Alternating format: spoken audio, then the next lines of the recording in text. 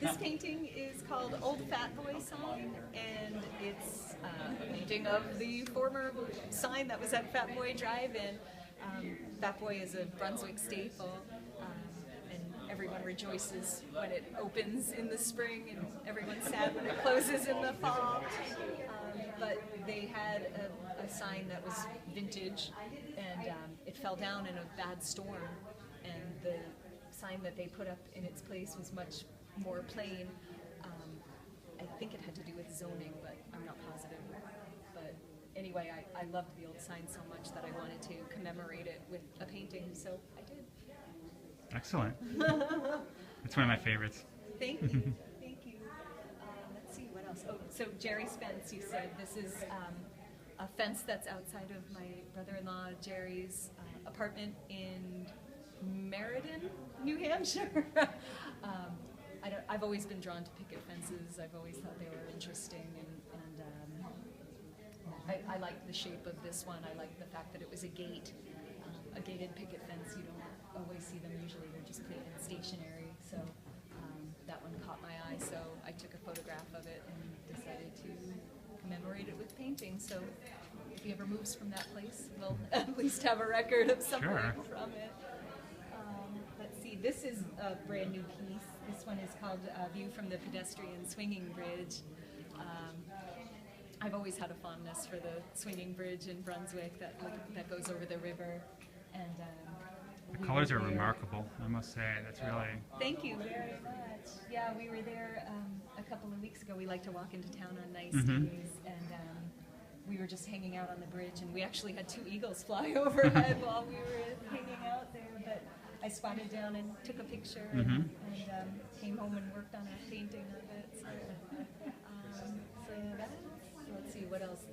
This one is called Buddha to the Max. That was a Buddha that was at TJ Maxx. Oh, how funny!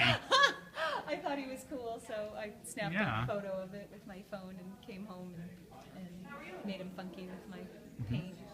Let's see what else. Oh, this is the chandelier in the lobby of the Empire State Building.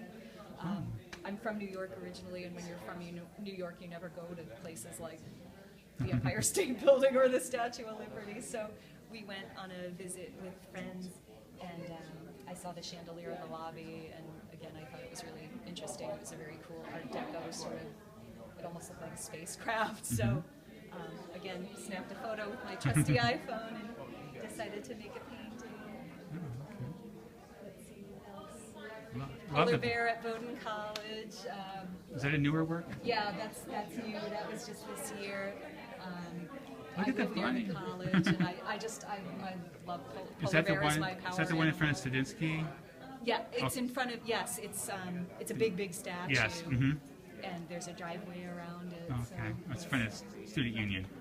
I think so. Okay. I'm not really sure. I know you walk up to it, and but I've always found it beautiful, and I love polar bears, so I thought he was very regal, very majestic with that strong jaw. So Well, you've certainly captured him. thank you very much.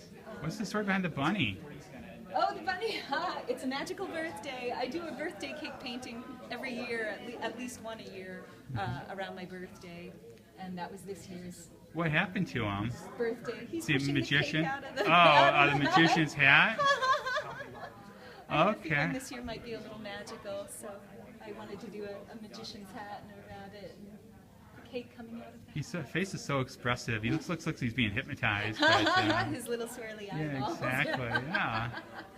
Wonderful. So that was a lot of fun to work on. The pistachios, that's also a new painting. That was one I had started a few years ago, and I got frustrated with it and just abandoned it. And usually when I abandon a painting, I don't go back to it.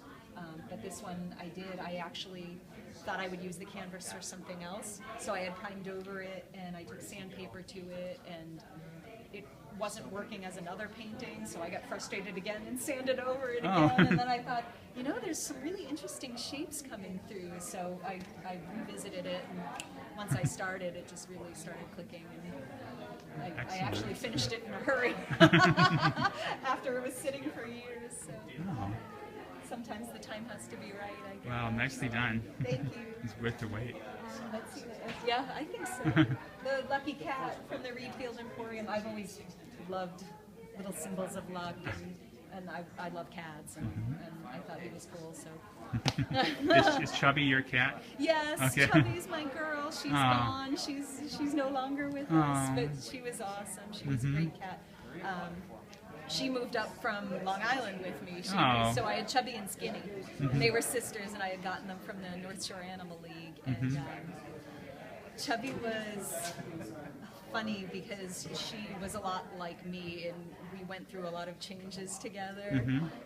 She started out as being very shy and only coming to me, to being very social and being very mouthy and being very like the greeter of the house. So it was fun to watch her grow and change, and to realize that I was growing and changing right along with her. So, Great. It's a wonderful story. Thank you. Let's see. How about the Buddha? The Ganesh. This is The Ganesh, sorry. Yes, this is the. I love Ganesh, and I find religions of the world fascinating. Obviously, I've got my Mary here, and I've got my Buddha there. This was a bank at Mexicali Blues. It was made of hard leather, and I tweaked it a little bit and made him a little more primal, if you will, graphic. Because I seem to be boring right into me at the moment. Yeah. Yeah. Well, he's the remover of obstacles, right? So it's like, get out of my way. Okay. Obstacles. Right. There's a lot of symbolism going on that I don't even really understand, but there's a lot of, you know, probably shouldn't cut this because I don't know what I'm talking about. But yeah, Ganesh he's awesome. He gets things done. Okay. Well, thank you very much, Maria. You're welcome. Okay. I'm not sure that